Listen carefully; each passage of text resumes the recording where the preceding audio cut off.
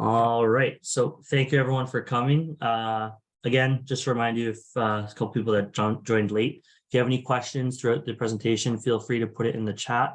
We'll answer the chat questions at the end of the presentation, or after the different segments, we'll give you an opportunity to raise your hand and ask a question if you have anything that's really important at that point. Thank you all for coming. My name is Nick. I am the manager of the recreation program at the club. I will be changing roles at the club in the new year, and I will be taking over the director of business operations position. In that, I will also be managing the select and recreation programs, but from a bit farther away, and that's why Michael, who's on the Zoom with us and will do a lot of talking today, will be taking over as the select coordinator. The other names you see on the slide here are Joe Canali, who's been with the program, with Select and the club for the past 5 or so years. And he'll be working mainly with the girls groups and probably assisting with the boys groups. We've got Xavier Baldwin and Emma Parker, who are both assistant coaches in the program, and they will be helping with the boys and girls groups. They've both played at the club. Xavier played at the club, I think 2 or 3 years ago now. He's now in university, and Emma currently plays at the club with the 2005 girls. So I'm hoping they're going to be great mentors and role models for the kids in the program. I forgot Elaine's name is there. Elaine is our administrator, so she'll deal with lots of you with admin concerns, registration concerns. So if you ever have questions, feel free to ask her, ask Michael, or ask myself. A bit about what we're going to talk about today. We'll talk a bit about the club, the schedules and the expectations from ourselves as the staff and yourselves as members of the club, between the players, the families, and the parents that make this all possible. And we'll also touch on the uniforms, because I know everyone's wondering when they'll get those, and we'll end off with some questions and answers at the end. So just a bit about North Toronto, about our club. We are a large club, but in that we're able to offer programs to as many players as possible. And we try to give different options for different levels, different commitments, different needs. So at the bottom here, the Special Olympics program is our program for kids with any intellectual or physical disabilities. And that is a free program for those kids. So if you ever know anyone that's looking for something, please point them our way, because we're always looking to get kids access to soccer. The recreation program is usually that entry point for that house league program, where it's once a week. And then we have our Train to be a Nitro program, which is kind of getting ready for the Nitro's development and select streams. And of course, we have the select program that we are all in. And that's a bit of a stepping stone between that recreation and development programs, where it's only twice a week, and it's either for those who couldn't commit or maybe weren't quite at the level or in their development to join the development program. Development program is for players aged U8 to U12. It's 3 times a week with a game. It's that pathway towards that competitive stream. And then at 13 plus, we break off into the different streams in our competitive programs. The most committed is our high performance OPDL programs, which are 4 or 5 times a week. We have our CSL or I model regional programs, and then our TSA district programs, which are both 3 to 4 times a week. The regional program is a bit more of a commitment, more driving, more competition that's farther outside the GTA. The district TSA program is more Toronto-based teams. And then at the top end here, we have our League One and college prep programs, which is our semi-professional team. So as you can see, there's a full pathway for our players to have an opportunity to play and continue playing throughout their soccer careers. We wanted to make sure everyone understood our philosophy at the club, and this is something we feel really strongly about in all programs, whether it's the recreational program or the OPDL and League One programs. We want to make sure sport is fun. I know many of you are getting your children into sport to get them enjoying and actively participating in team activities.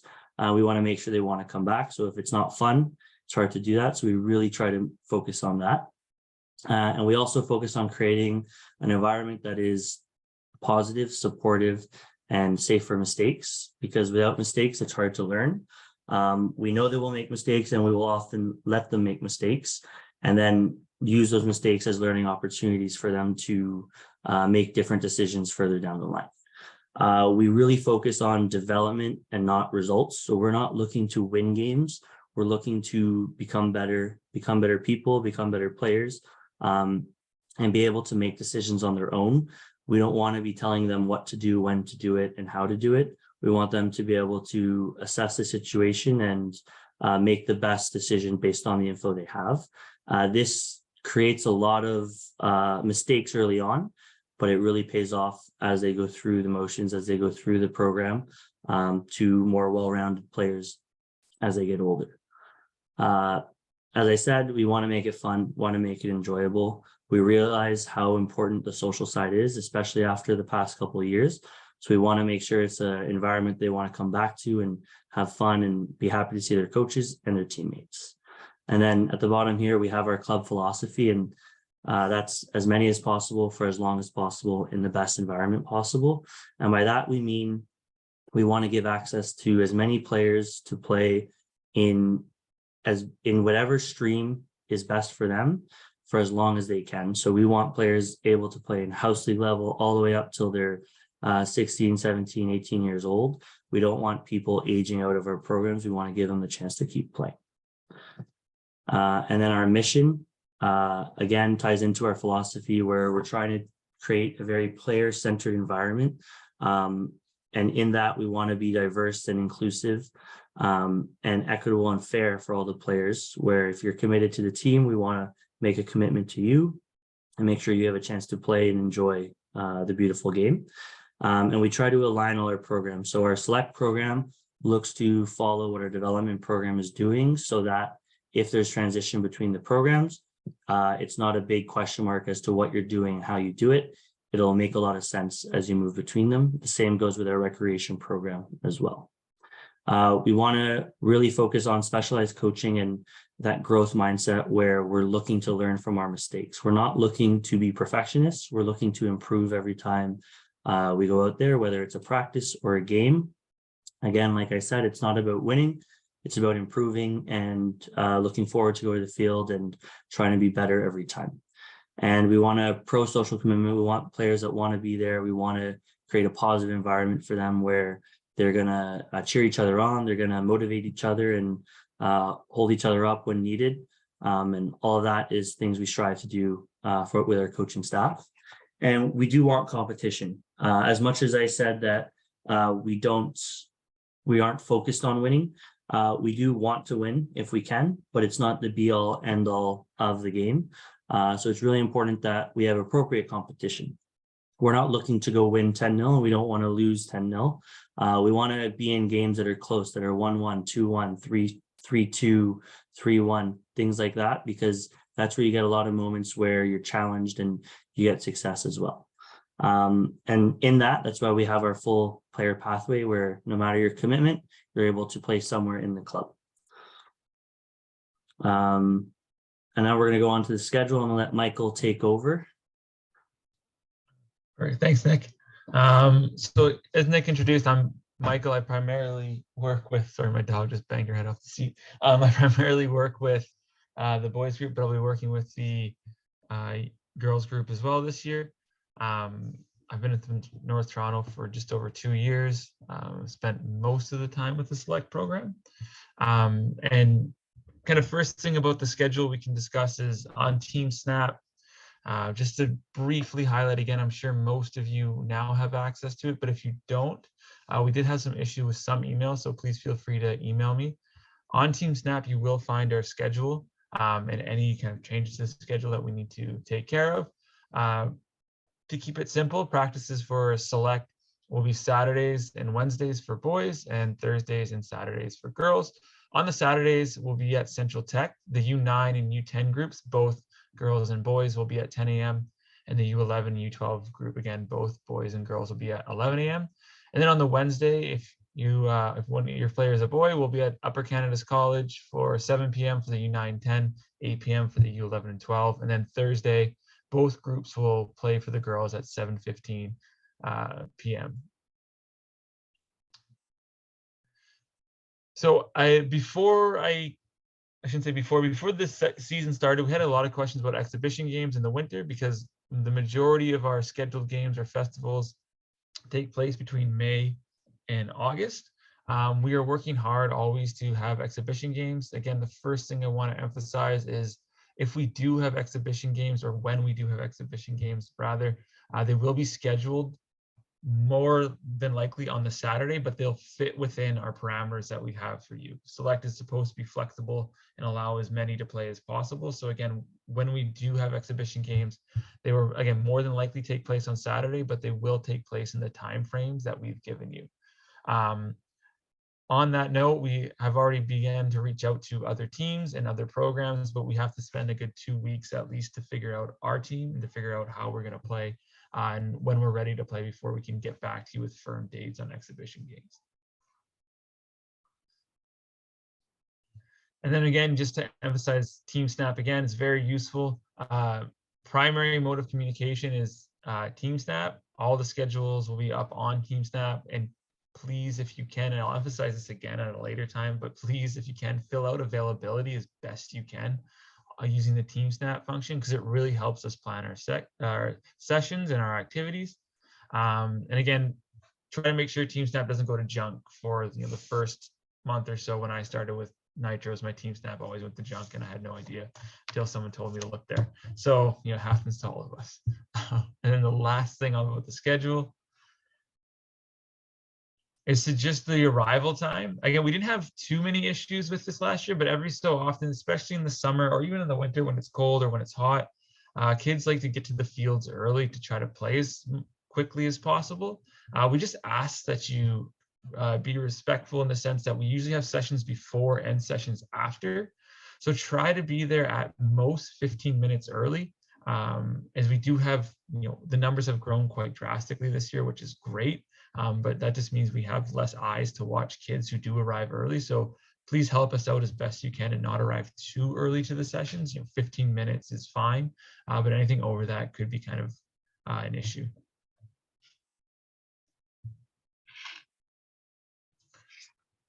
So uniforms, we won't have game uniforms for the winter season because the Nitros is starting to order a new style and a new kit for the spring. So that's when the kits will come in if you join us in spring.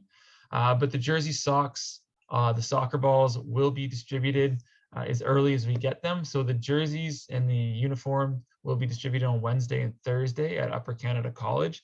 The soccer balls, we're still waiting to arrive. All the coaching staff have at least 10. So we'll be able to practice, everything will be fine, but the players won't receive their specific soccer ball until the shipment arrives. Again, we're just waiting on that, and bear with us as those soccer balls start to come in. The expectation with uniforms is that that the players will be wearing them every session. Alongside that, we do require shin guards, cleats, or turf shoes. Shin guards, we want to emphasize, are covered by the socks, not over top of the socks. And it's just a small safety concern. And if we can make sure all the players are ready at the start time with their uniform set, that would be great.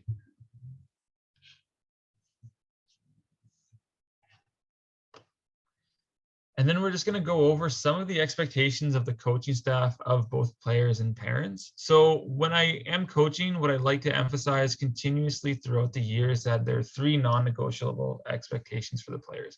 And I'm sure your players will hear this over and over again. The first one is try your best, then again, work your hardest, and then have fun. We understand as a coaching staff that not everyone has the same best. We understand as a coaching staff that players have different or at different stages of development, both physiologically and psychologically. But that doesn't prevent the players from, again, trying as best they can and also working as hard as they can, especially on that Wednesday and Thursday. We're very aware that it's after a long day of school and the session can be quite late, or at least runs a little bit late, especially for the U11, U12. But again, we just ask that they focus, try their best, and have fun. Those are the 3 non-negotiable expectations that we have for the players to, create that competitive environment that Nick was talking about. On top of that, some of the more kind of rudimentary things: be prepared, water, shin guards, uniform, ball, etc. Be committed. And what we mean when we say be committed is we understand, again, Select is a program that's offered to help facilitate different schedules and more complicated schedules. When we say be committed, we just mean when the player arrives to the practice that they're committed for that session. They're not thinking about other things, they're not discussing other things. They're actually really focused in and ready to kind of create a good competitive environment, whether that means they can attend every session or whether that means, again, you have to be more selective with your sessions. We understand that that's what Select is about, but we just want to make sure the kids are committed when they come in. Additionally, I always say this to the kids again: we build each other up, we don't tear each other down. So, respect and being respectful is, a crucial component to not only a good team environment, but a good session and a good activity plan. We always ask players to build each other up. And what that means is we're happy to have players take leadership positions. We're happy to have players, be role models for other players. Oftentimes, I think that's the best way to do it, because it's always better when you see your peer taking the leadership role rather than having to wait for a coach or anything like that. But we always want to emphasize to the players that this isn't a build-up fashion. Again, we're happy to have players take leadership roles. We encourage them taking leadership roles. We just don't want anything negative to enter the session plans. If that makes sense, yeah. And then so for the parents and guardians, we didn't have too many issues with this over the summer. There are some that kind of cropped up, but we want to make sure that you're not coaching from the sideline. One of the things, again, I always tell the parents is encourage, amplify, and reinforce what the coaching staff is attempting to disseminate to the players. The reason we say that is because, as Nick indicated at the beginning, we have a very player-driven focus at the Nitros. And that means we want players to make decisions, be confident and comfortable to make decisions in real time in the game. There are occasions where, again, parents are very excited. And this isn't to say every time I hear shoot from the crowd, I'm going to walk over or tell someone, hey, don't say that, because it does happen. But we really want to keep it limited, both players and parents, just strictly because we want them to make the decision for themselves. And then it's always interesting after when you see maybe what you think is the improper decision, when you go, what did you see there? What was the picture? Did you see the whole picture? And then they're able to explain what they saw and how they thought it would work. And then you have real moments of inventiveness there, which is always cool to see and always interesting to see from, again, young players is the U9 to all the way to the U12, to really let them see the picture for themselves. Again, for parents, please utilize TeamSnap and email. The best way to get a hold of me is through email. Some of you have already sent me emails on my York University email. I'm usually on it at least once a day as a graduate student. Unfortunately, that's my life. So I will probably get back to you within 24 to 48 hours. But that's the best way to contact me. And then TeamSnap is always there as well. There's both a chat function and an email function there as well. And then again, as I said, at emphasis, please confirm attendance. We had a little bit of an issue with this in the summer. The coach who was working with me at the time would plan a session for the 12 who said they would attend, and then we ended up getting 30. And then our session plan kind of goes out the window, and we're working behind the 8 ball to try to figure it out. So again, it really helps us plan sessions and making sure the players are getting the attention they're getting, or the attention they deserve to get.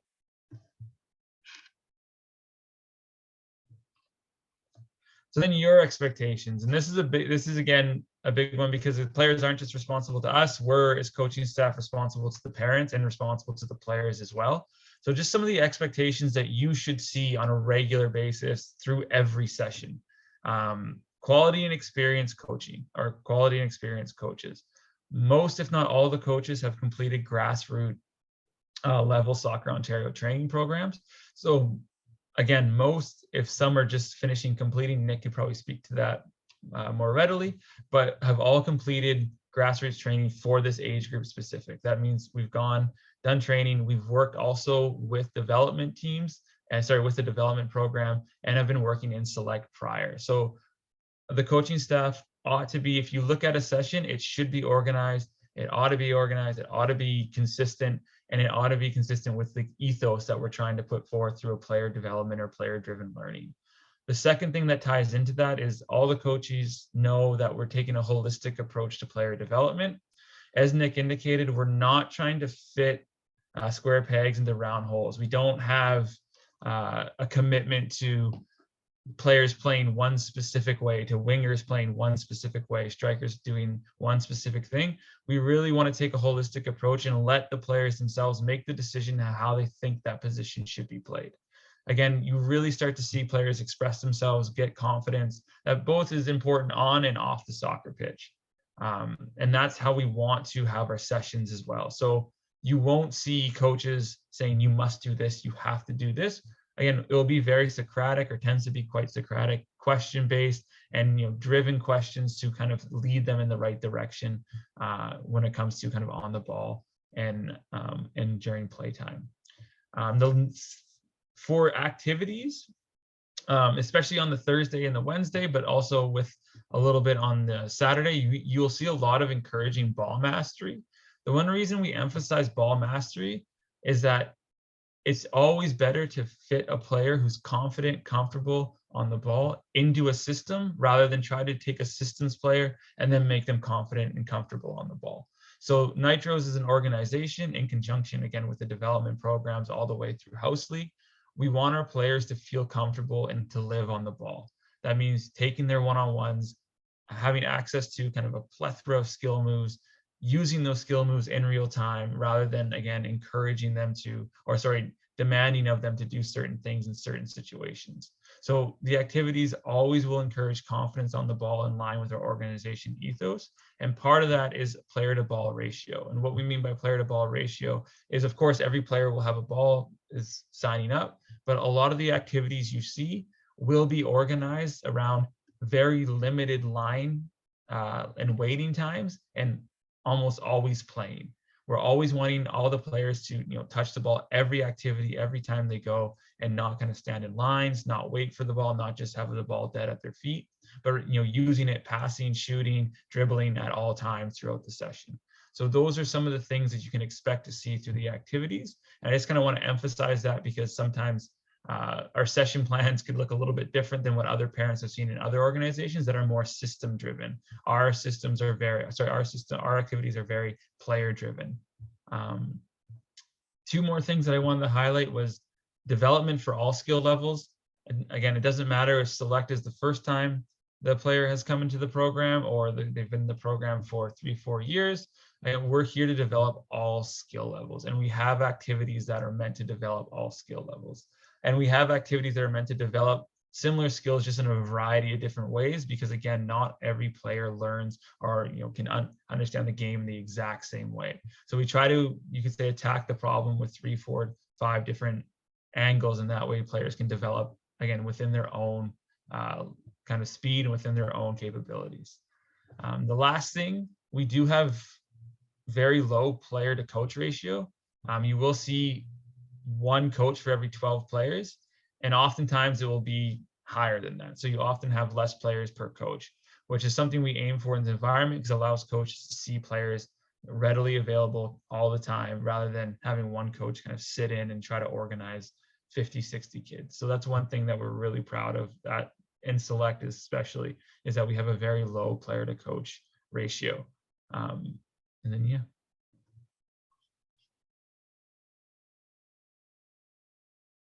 So the last part is any questions from the parents, or we can take those now. You feel free to use the chat or raise your hand if you'd like.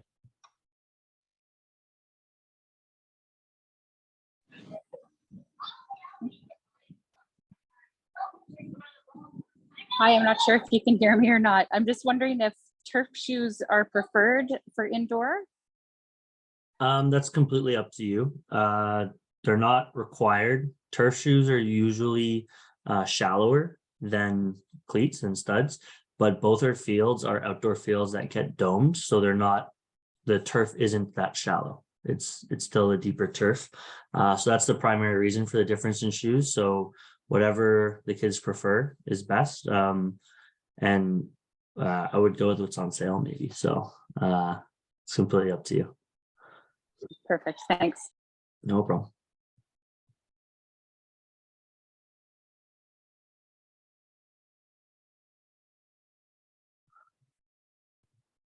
That's the only question. Did we do that well in the presentation, Mike? I don't know.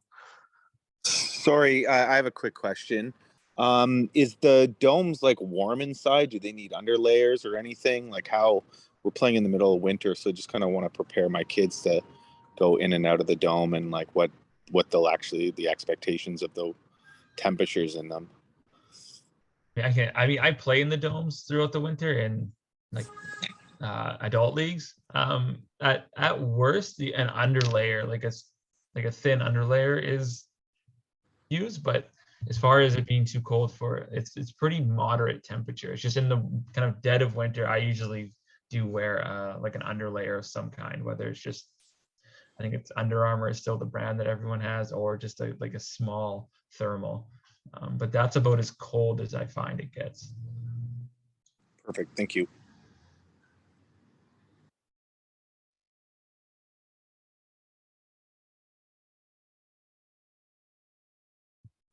Colin's just spewing some knowledge here in the chat, but he mentioned that Alan M. Taylor at it's near Davisville and Yonge. They offer a 25% off discount to members of North Toronto, so Nitro's players. So if you want to head there for any gear you might need, you can let them know you're on the select team. I'll put the name in the chat for anyone that might want to check it out. Sorry, Yeah, I they have have the largest quality for shoes. Amazing. Yeah, because they're very soccer specific, so they have a lot of selection, especially when others are running out at this time of year.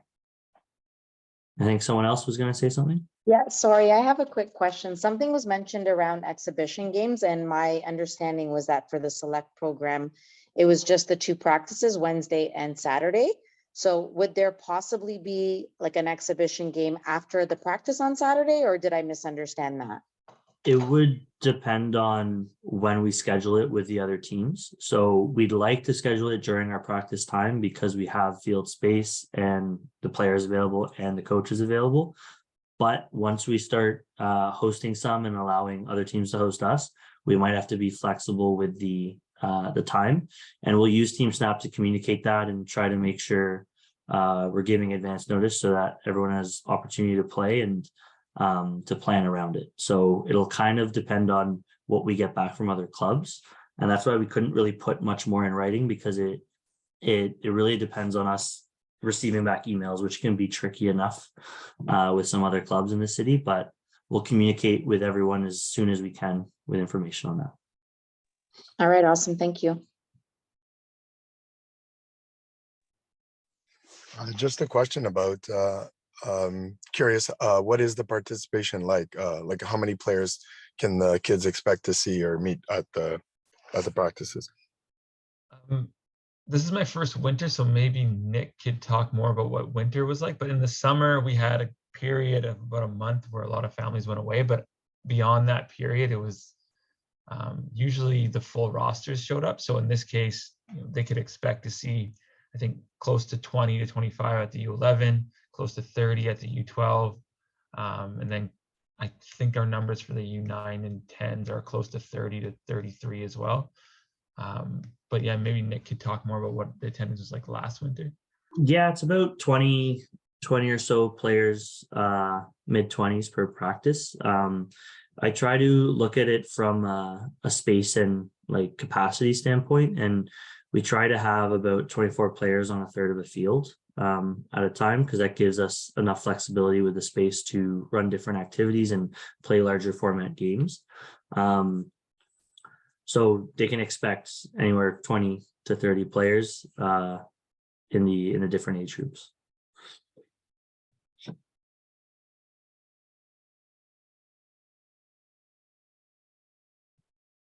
I just got a message in the chat. Uniforms will not be distributed this weekend because they're not in yet. They should be in early next week, and we're gonna make sure we bring them down to Upper Canada College for the first practices there and get everyone their uniforms. If there's any returning players, please wear uniforms. And we'll get everything to everyone as soon as we can. We do not like holding on to it. And another question about the double age groups, U11s, U12s. Right now they share a space so that if numbers are low at any point, we can combine. But we'll usually try to separate the 11s and 12s to make the most appropriate environment. The girls 11s and 12s are combined, but again, the same thing goes. If we can separate them, we can, or we will. So it all depends on who's there at the field, and we'll be flexible and adapt for the best environment for the kids. Hi there, I have one. Yeah. When the jerseys and socks are distributed, so I'm understanding there's no shorts being distributed at this point, No, there's only in the shorts as spring? well. There's Oh, shorts as well. So it's okay. the practice jersey. So it'll be a black jersey, much like the one I'm wearing. Okay. Black shorts and black socks. They will not get the game jerseys because that's going to be changing in the spring. And because we're doing exhibition games, we're fine to wear our black training kits. So we wanted to cut down on costs when we're going to buy them again in a couple months. So Okay, so they that's can why just we're wear their waiting. training kit to the games. That was my question. Yeah, exactly. Thanks. No Thank problem.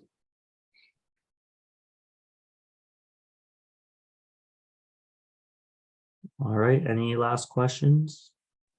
One last quick question. Yeah. I'm just wondering if do the OP, the development kids play with the select kids in the practice, or that's a completely separate practice? No, those are separate programs. They practice, they have a different practice schedule, but we may arrange opportunities to have them play an exhibition game if it makes sense. And then there's always the opportunity to change programs if it's the right environment and if there's capacity for it. So if that's something you're wondering about, you can send an email and I can explain more. Oh, no problem. Thank you.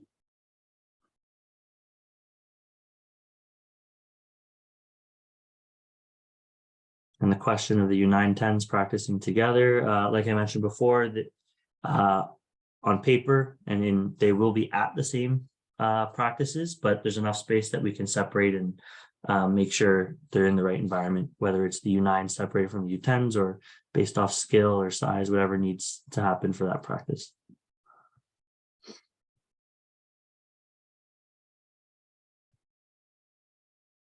Okay, I think we're gonna call, oh no, never mind. So will the kids be assessed at the beginning of the session on Saturday? No, we're not looking to assess the players. We're looking to get to know them and try to create the best environment for them. So don't worry about how they play. They shouldn't be worried about coming to the field. It should be all about going to have fun and improve. And they're in the program. They're part of the team, and we're going to all get better every practice. All right, so I think that's it for the questions. Thank you all for joining us, and we're looking forward to seeing you at the field on Saturday. We will send another email out just to remind everyone where it is and what to expect on our first practice. So thank you for taking the time tonight, and have a good evening.